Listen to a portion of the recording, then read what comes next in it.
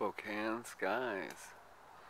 Sunday, August 26, 2018, 5:45 p.m. Up north at the, nope, in Mead. It's still up north Spokane. Here's what we got for you. It just rained a little bit ago, not for long, not for hard. So here's what we got going on up here. And that's all that we have.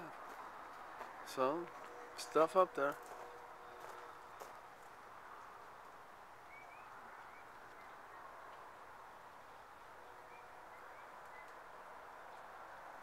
There we go. 360 of everything. A little more in this direction to see than the other, but still not much. So, make sure you always keep looking up. Never know what you're going to see. Stay positive, question, and research.